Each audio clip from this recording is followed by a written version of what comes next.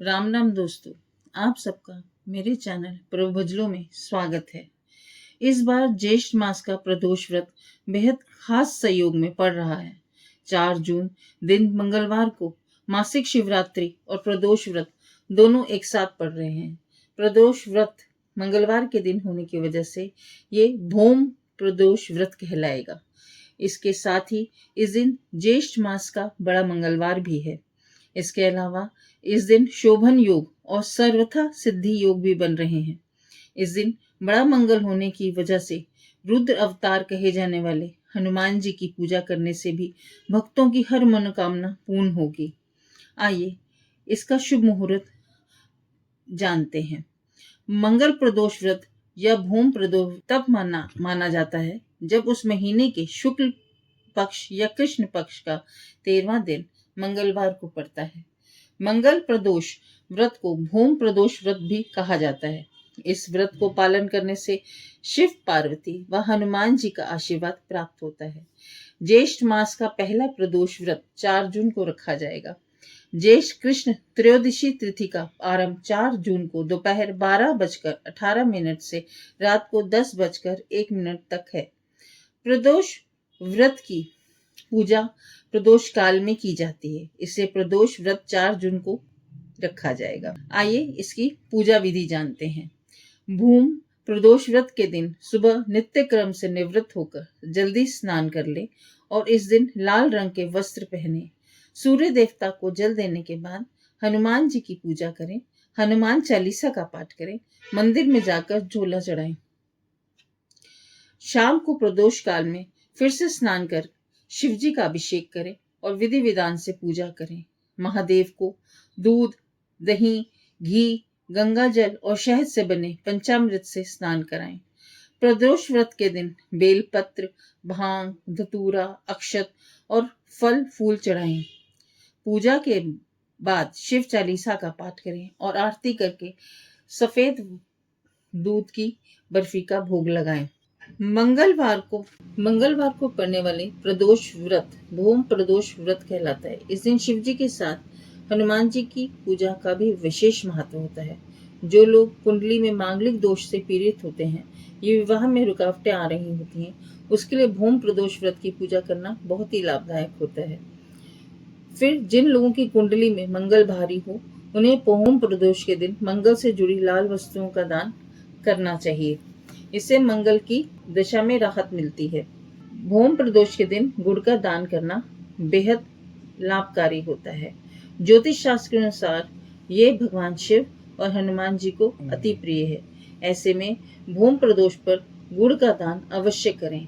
ऐसा करने से जीवन में दुखों का नाश होगा। वहीं जो लोग कर्ज की समस्या से जूझ रहे हैं, उन्हें उससे राहत मिलती है। इसके अलावा मंगल ग्रह मजबूत और शांत होता है। मंगलवार को पड़ने की वजह से प्रदोष व्रत पर लाल चीजों का दान करना भी शुभ माना जाता है, क्योंकि लाल रंग हनुमान जी और मंगल ग्रह को समर्पित है। ऐसे में ही इस दिन लाल वस्त्र, लाल रंग के फूल, फल और मिठाई, चोला आदि का दान करें। इस उपाय को करने से राम भक्त प्रसन्न होते हैं, साथ ही जीवन में सभी संकटों का नाश होता है।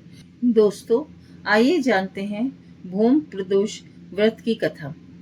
सूत जी बोले, अब मैं मंगल त्रयोदशी प्रदोष व्रत की विधि विधान कहलाता हूँ। मंगलवार का दिन व्याधियों का नाशक है। इस व्रत में एक समय व्रती को गेहूं और गुड़ का भोजन करना चाहिए। इस व्रत के कहने से मनुष्य सभी पापों व रोगों से मुक्त हो जाता है। इसमें किसी प्रकार का संशय नहीं। अब मैं आपको उस बुढ़िया की कथा सुनाता हूँ जिसने ये व्रत किया और मोक्ष को प्राप्त हुई। अत्यंत प्राचीन काल की घटना है। एक नगर में एक बुढ़िया रहती थी। उसके मंगलेय नाम का एक पुत्र था। वृद्धा को हनुमान जी पर बड़ी ही श्रद्धा थी। वह प्रत्येक मंगलवार को हनुमान जी का व्रत रख यथाविधि उनको भोग लगाती थी। इसके अलावा मंगलवार को एक ना तो घर लीपती थी और ना ही मिट्टी खोदती थी। इस प्रकार से व्रत रखते हुए जब उसे काफी दिन बीत गए, तो हनुमान जी ने सोचा, चलो आज इस वृद्धा की श्रद्धा की परीक्षा ली जाए।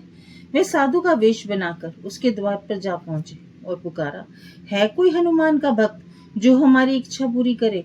वृद्धा ने ये पुकार सुनी तो बाहर आई और बोली, महाराज क्या आज्ञा है। साधु वेशधारी हनुमान जी बोले कि मैं बहुत भूखा हूँ, भोजन करूंगा तो थोड़ी सी जमीन लीप दे। वृद्धा बड़ी दुविधा में पड़ गई। अंत में हाथ जोड़कर प्रार्थना की, हे महाराज, लीपने और मिट्टी खोदने के अतिरिक्त जो काम आप कहें वह मैं करने को तैयार हूँ।